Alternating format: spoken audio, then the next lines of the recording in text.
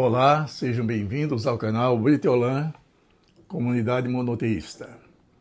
Nesta quarta-feira, nós queremos agradecer ao Criador pela oportunidade de poder ainda, nesta fisicalidade, trazer sempre uma palavra de conforto, de contentamento, para que as pessoas possam, através de uma orientação sadia, vivenciar a harmonia entre seus pares, a harmonia dentro da sociedade e também a harmonia de si próprio.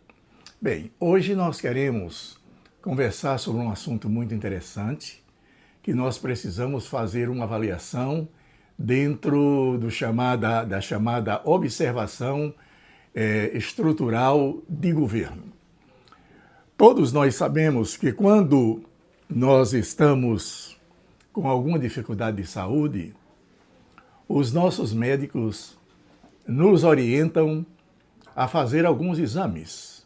Aí vem os exames de sangue, vem o exame de urina, vem exames complementares específicos daquele sintoma que nós estamos sentindo, e aí se tomam algumas providências. Em outras palavras, quando nós adoecemos, todo o nosso sistema está em desequilíbrio. Se não o aparelho circulatório, se não o aparelho pulmonar, se não o aparelho do cérebro, todos passamos por dificuldades. E a medicina está aí para nos ajudar. Então, partindo do predisposto de que quando nós adoecemos é porque há um desequilíbrio no nosso corpo, ou não há um equilíbrio que se chama homeostase, nós observamos que esse tipo de sintomatologia, que abrange os sistemas, no caso humano, nosso, também tem relação com o sistema terreno, com o planeta, com o país, com o Estado, etc. Tal. No último dia 24 de junho de 2026, o mundo presenciou uma catástrofe, um desastre ambiental muito grande, que foram os terremotos que abalaram a Venezuela. Praticamente a Venezuela está destruída. Raros são os prédios que ficaram de pé. Raros são aqueles que sobreviveram. Os países, todos os países que tinham condição de ofertar ajuda através de equipes de bombeiro, através de médicos e através de aparelhagem técnica para terremotos, para desastres, foram colocadas diante da Venezuela. Ali estavam países que eram solidários com a Venezuela e países que não tinham relações políticas com a Venezuela.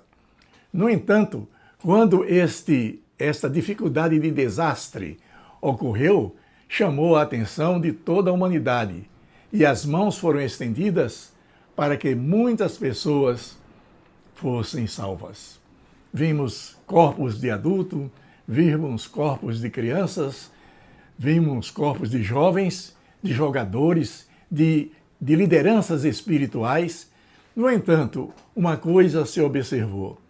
Houve uma solidariedade total dos habitantes da Venezuela e do mundo no sentido de amenizar aquela dificuldade.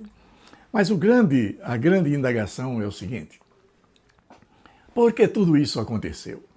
Claro, é evidente que isso é um assunto altamente ligado à questão da geologia, das placas tectônicas sobre as quais a Venezuela está inserida. Não tem a menor dúvida. E quando essas placas tectônicas, por motivos os mais diversos, elas se deslocam ou elas se atritam, ocorrem os desastres ambientais ou os terremotos e algumas vezes até tsunamis, como já ocorreu dentro da própria Venezuela há muitos anos atrás. Mas a grande indagação é o seguinte: por que essas estruturas de edificação, de estradas, por que houve tanta mortandade diante do alto grau de um terremoto existente de 7,2? Por que ocorreu tudo isso?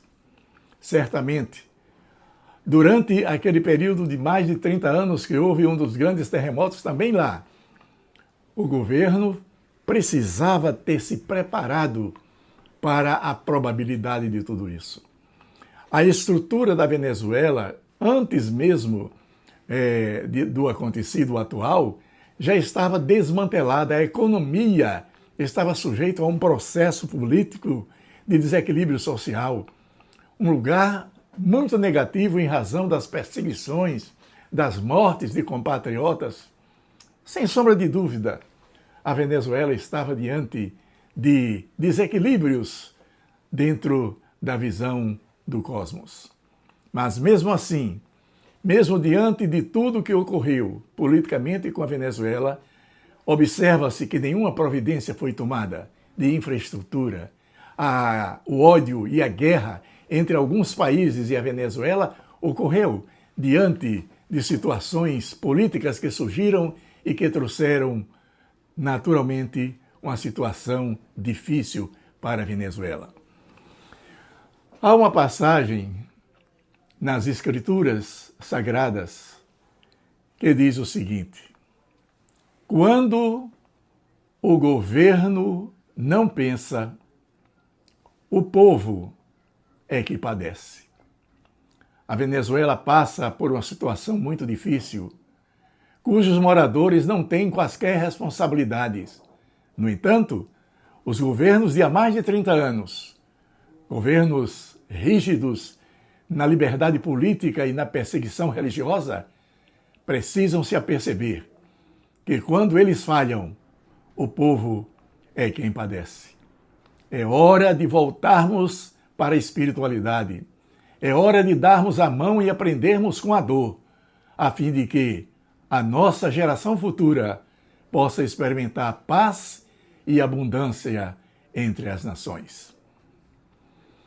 Muito triste falar sobre isso, mas importante é que vidas estão sendo salvas, sobreviventes estão surgindo e são testemunhas futuras de um governo que precisa se estruturar dentro da liberdade e dentro, acima de tudo, o respeito aos direitos humanos. O desequilíbrio cósmico traz dificuldades estruturais para a Terra, para o mar e até mesmo para a vida política de uma nação.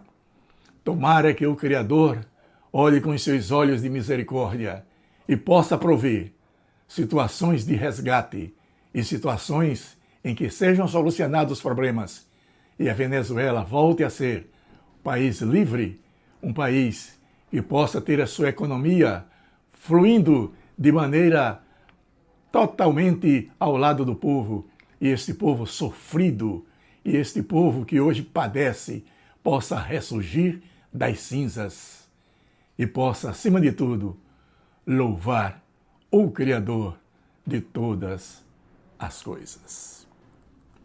Bem, vamos agora para as nossas chamadas cartas consoladoras, para que nós possamos trazer alento do Criador para nós, para a humanidade, para todos. Vamos tirar a primeira carta consoladora, está aqui ao meu lado esquerdo, e vamos tirar a nova carta consoladora que está à nossa direita. Vamos ler para a primeira. Mais importante do que ser perfeito é agir.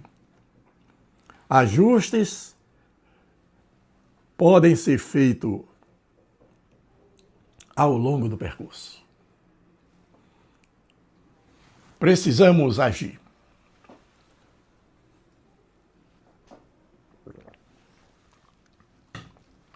Precisamos fazer com que as dificuldades da caminhada possam ser amenizadas através de um processo contínuo de espiritualidade e descobrir que os desequilíbrios cósmicos são de responsabilidade das pessoas, dos homens, das nações, dos poderosos que desequilibram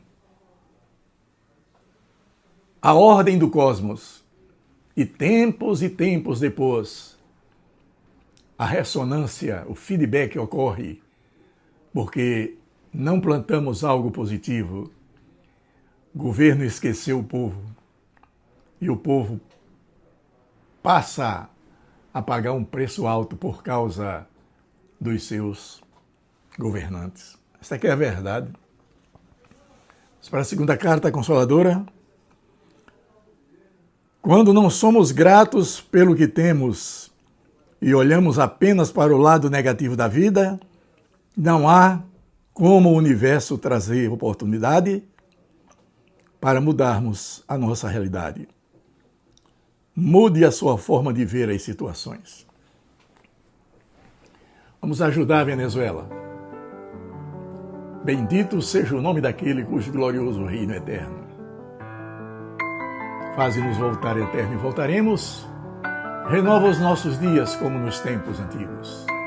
E seja luz.